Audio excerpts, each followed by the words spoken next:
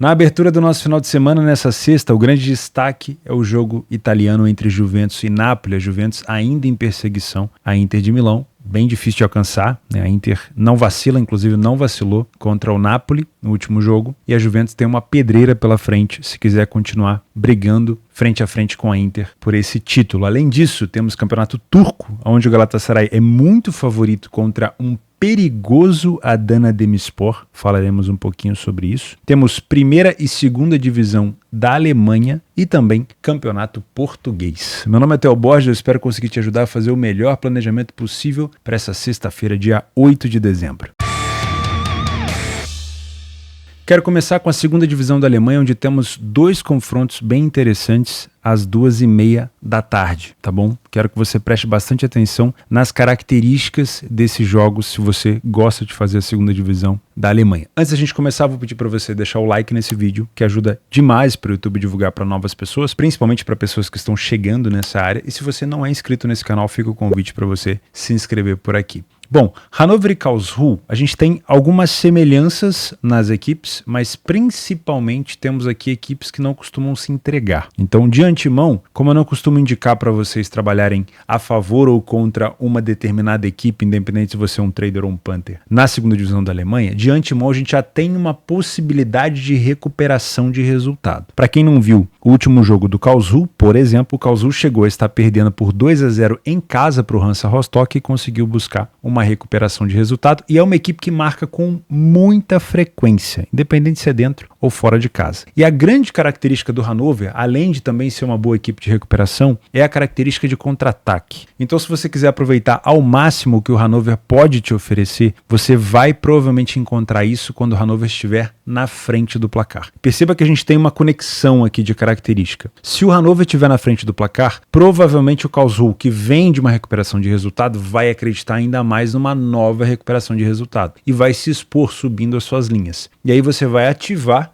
entre aspas, uma boa característica do Hannover, que é a característica de contra-ataque. Então, para trabalhar ao vivo nesse jogo em relação a gols, é um cenário muito bom, tá? Hannover na frente do placar, anota aí. Se ele estiver na frente do placar, a gente pode trabalhar recuperação do Karlsruhe, sim, mas também podemos olhar para mais 2 gols no jogo, dependendo do momento em que esse gol do Hannover, esse primeiro gol acontecer. Poderemos também olhar para situações de ambas marcam, mas você já entendeu o contexto. O outro jogo, no mesmo horário, é do Wiesbaden contra o Braunschweig. E aqui a gente tem uma nova característica que é parecida com a do Hannover, porém ela pode variar de acordo com o resultado. O que eu quero dizer com isso? O Wien Wiesbaden, que é esse time aqui, que parece o Wien, mas é Wien, ele tem uma característica específica. Ele não é um time de proposição. O que eu quero dizer com isso? Ele não é um time que vai empurrar o Braunschweig para trás, propondo o jogo desde o início. O Wiesbaden chegou na segunda divisão da Alemanha jogando de maneira reativa e eliminou na relegation, né, da terceira para a segunda divisão, o Arminia Bielefeld justamente desse jeito. Chama o adversário para cima, utiliza o desespero do adversário, a gente vai falar do desespero do Braunschweig agora, e contra-ataca. E o desespero do Braunschweig passa muito pela posição na tabela. Uma equipe que tem 8 pontos somados, e o time que está na frente dele, que é o Schalke, que está ali na zona de relegation, não cai direto, faria um playoff aqui com o terceiro colocado da terceira divisão,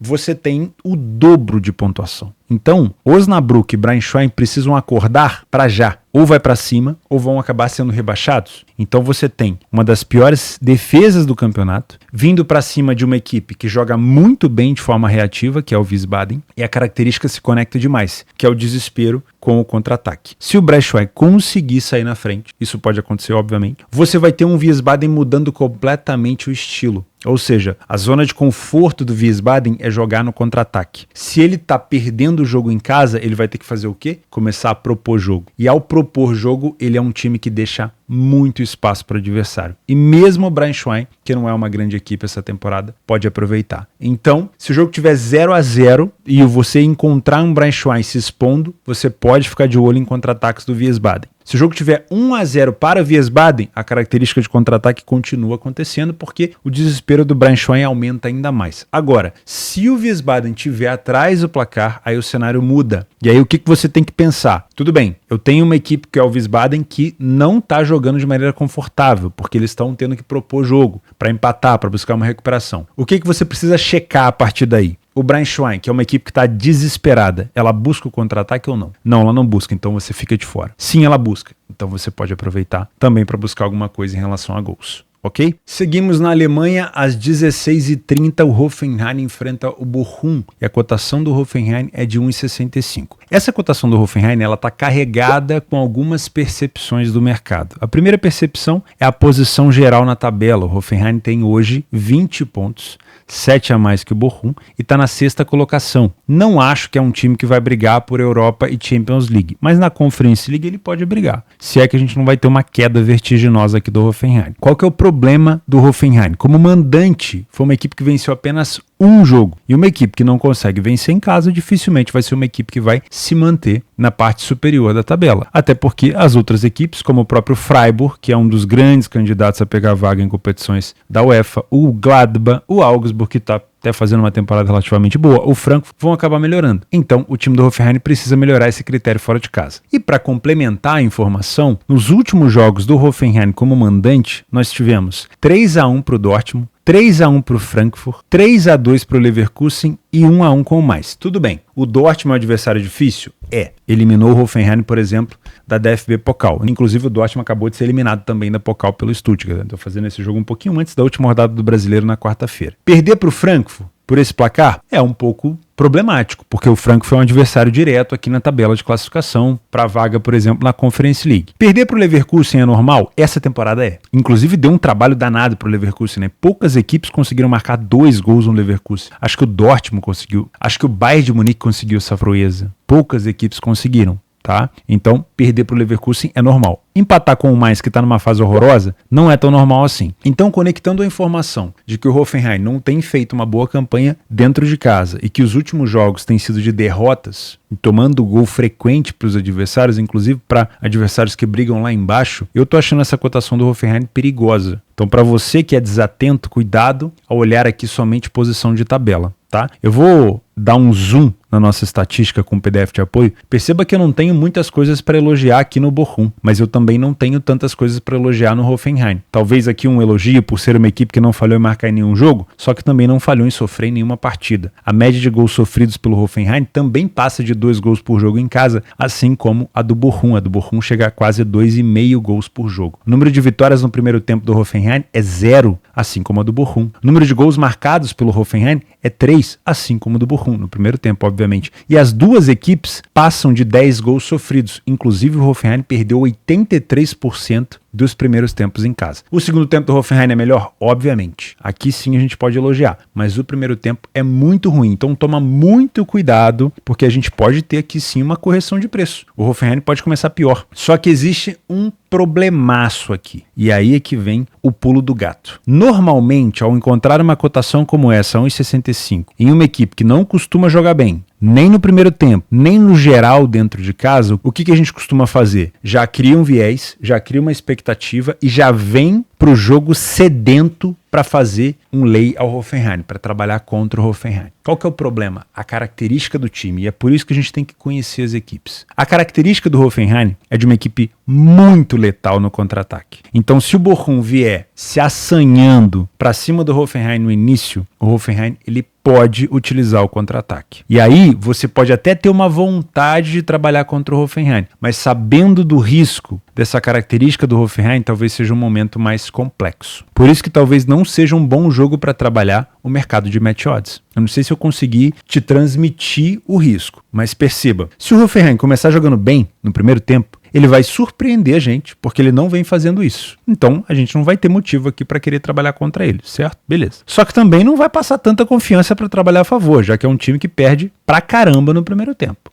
Então, já vimos aqui que é um problema, se ele estiver jogando bem, trabalhar o match odds. Se ele estiver jogando mal, significa que o Bochum está criando perigo, ele está se expondo, está subindo linha, e o Hoffenheim está um pouco mais acuado. E é aí que o profissional despreparado se ferra. E isso também vale para quando o Hoffenheim estiver na frente do placar. Ele vai ser muito mais letal quando ele estiver na frente do placar, porque a tendência é ele recuar para chamar o adversário para cima. Com isso, talvez o melhor cenário de trabalho aqui seja o mercado de gols depois do primeiro gol, de preferência do Hoffenheim. Se o Bochum sair na frente, dá pra gente trabalhar gols ainda? Depende do comportamento do Bochum. O Bochum tá numa situação de tabela mais, vamos dizer assim, reduzida. Fora de casa, o Bochum só venceu uma partida também, então não é aquele time extremamente confiável. Mas, se o comportamento do Bochum pós primeiro gol, pós vantagem, for de buscar o contra-ataque, sim, a gente pode até buscar um gol ou dois. Mas o melhor cenário é o Hoffenheim na frente, porque o Bochum precisa um pouco mais, vai se expor e vai dar espaço. Eu gosto de pensar no jogo para 2,5 gols, principalmente no ao vivo e principalmente com o Hoffenheim na frente do placar. Não duvido que a gente possa ter aqui um ambas marcam sim, tá? O Bochum ele tem falhado um pouquinho em marcar fora de casa, mas o Hoffenheim não falha em sofrer, então é uma equipe que cede oportunidade.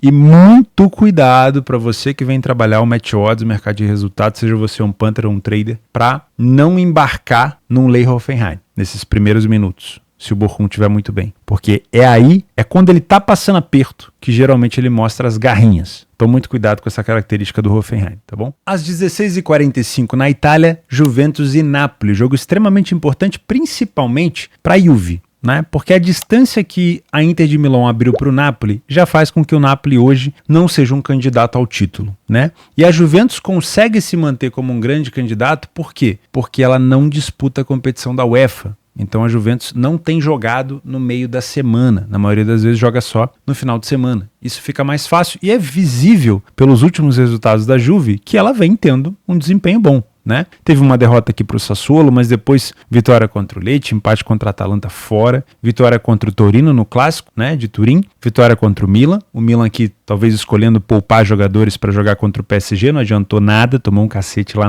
na França, venceu o Verona, venceu a Fiorentina, venceu o Cagliari, empatou com a Inter, aqui poderia ter vencido a Inter, né, o campeonato estaria bem mais aberto, e venceu o Monza. Perceba que somente contra o Torino nós tivemos uma vitória por 2 gols de diferença. É uma Juventus bem econômica, não é uma Juventus goleadora. A média de gols marcados da Juve é de 1,5 gols por jogo apenas. Não é como o Napoli, que tem uma média de mais de 2 gols por jogo, até agora fora de casa. Isso conta bastante na hora da gente poder traçar as nossas linhas em relação ao mercado de gols. Utilizando aqui o PDF de apoio, a gente consegue ver que a Juve foi o primeiro a marcar em quase 90% dos jogos em casa, em Turim. Não falhou em marcar em nenhum jogo e tem ficado bastante jogos sem sofrer gol, tá? Inclusive, a média de gols sofridos das duas é praticamente igual. O número de gols é quase idêntico, só que o Napoli marca um pouco mais. O primeiro tempo da Juventus não é bom. Atenção, o primeiro tempo da Juve não é bom. Ok? O segundo tempo da Juventus é muito bom, o primeiro não. Então, muita cautela, porque eu sei que a gente vai acabar criando algum tipo de viés aqui para um lado ou para o outro, mas o Napoli vem fazendo um primeiro tempo melhor. O que a gente precisa então? Primeiro, não se posiciona antes do jogo começar. Por maior viés que você tenha, por maior expectativa em alguma equipe que você tem, espera a confirmação. A Juve de novo está fazendo um péssimo primeiro tempo, o Napoli de novo está fazendo um bom primeiro tempo, daí talvez com essa cotação bem parelha,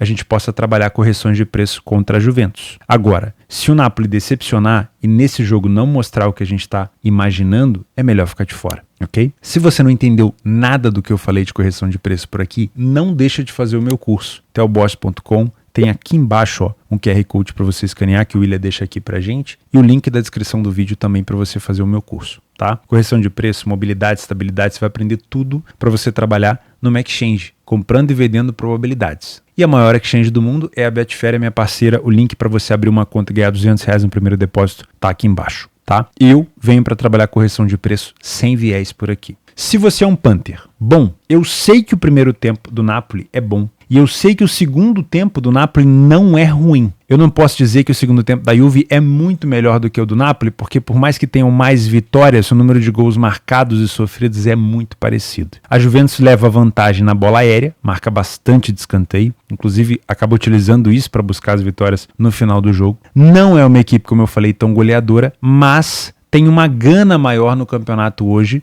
na minha opinião, do que o Napoli. É óbvio que o Napoli quer estar dentro da zona da Liga dos Campeões, caso seja eliminado, né? O Napoli que está praticamente classificado para as oitavas de final, chegou, para quem não se lembra, nas quartas de final do ano passado, foi eliminado pelo Milan, né? Naquele jogo, se eu não me engano, que o Rafael Leão jogou muita bola, né? A expectativa é de que teríamos um Napoli-Benfica nas semifinais e acabamos tendo um Milan e Inter, né? E depois a Inter foi para a final e perdeu para o City. Se você é um punter por aqui, então, eu vejo com bons olhos essa dupla chance da Juventus, tá? Eu sei que o Napoli tem um ataque melhor, eu sei que o Napoli tem uma defesa tão boa quanto a Juve, mas a Juventus, ela tá com uma estrelinha de uma equipe que tá buscando muito esse Scudetto. tá? Então eu vejo com bons olhos essa dupla chance da Juve, não tá com uma cotação tão ruim. Dá para pensar no mercado de gols por aqui, esse over 1,5 eu acho interessante com uma cotação um pouco mais alta, tá? Não tô vendo o Napoli abdicar de atacar se estiver na frente do placar e não tô vendo a Juventus recuada se estiver atrás. Então a gente pode ter um cenário para 2 gols. Não vou buscar mais do que isso, tá? Mas de preferência trabalharei esse over 1,5 com cotação mais alta e quem sabe até, se o jogo já tiver desempatado, ou seja, já tiver 1-0 para uma das equipes, mais pro final, lá para os 65, quem sabe 70 minutos, tá? Se esse cenário de contra-ataque estiver acontecendo. Beleza? O Napoli é uma equipe que puxa mais esse jogo pro over, né? O over 2,5 nas últimas 3. A Juve mais para um cenário under. Os últimos jogos entre eles, 1-0, 1-1, 2-1, 2-1 e um 5-1. Né? Então, do nada brota aqui um 5-1. O que tem aparecido com frequência é o ambas marcam, que nesse momento tá 1,80. Não é uma cotação ruim. Não é uma cotação ruim. Dá pra gente olhar com um carinho também para essa cotação aqui. Mas a Juve não é um time tão goleador esse ano. Pra gente finalizar, eu quero falar sobre alguns jogos extras e principalmente levantar alguns riscos aqui, tá?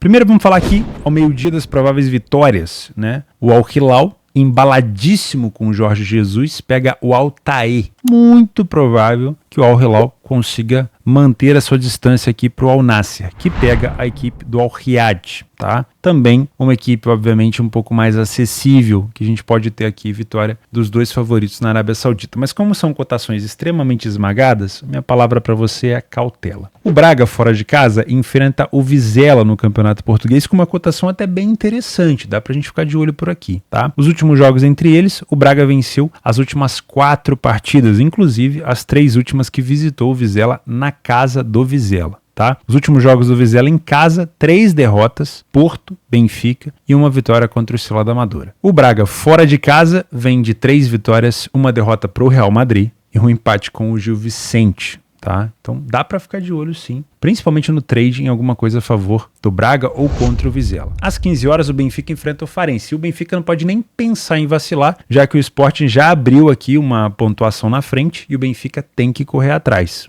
Né? Lembrando que no Campeonato Português a disputa ali de pontos é muito importante, principalmente em rodadas de clássico, não é o caso dessa, mas é muito importante que o Benfica não vacile contra equipes menores. Como mandante o Benfica ainda não perdeu na Luz e como visitante o Farense tem apenas 2 vitórias em 5 jogos. Mas é uma equipe que marca, viu? O último jogo do Farense, por exemplo, contra a equipe do Sporting, fora de casa, onde o Sporting venceu por 4-2, o Farense marcou 2 gols. Marcou 4 contra o Rio Ave, 2 contra o Vila Verdense, que provavelmente Taça de Portugal, 3 contra o Boa Vista. Enfim, tô vendo o Benfica tomar um golzinho também por aqui, não quer dizer que não vai vencer. Às 14 horas, o único time que eu coloquei aqui como favorito que pode se complicar, não faz uma campanha ruim, o Galatasaray faz uma excelente campanha, 6 jogos, 6 vitórias, de almanaque, não posso deixar de elogiar, muito bom mesmo. Inclusive o Galatasaray também ali forte na briga por uma classificação nas oitavas de final da Champions. Porém, o Adana não é um time bobo. O Adana tem 26 gols marcados, o Galatasaray tem 28. Como visitante, o Adana não venceu nenhuma partida, isso realmente é verdade. Mas o Adana me passa um pouquinho de receio, viu? Não acho que vai ser uma vitória tão fácil do Galatasaray. Se for, melhor ainda. Quero trabalhar a favor do Galatasaray, quero me surpreender, mas ficaria com os pés no chão. Não duvido que o Galatasaray também possa tomar gol aqui da equipe do Adana Demirspor, tá? Os jogos extras, nós temos o Twente contra o Excelsior na Holanda. Cotação extremamente esmagada do Twente, porque dentro de casa realmente é um dos melhores mandantes. Mas olha, tomaria cuidado, tá?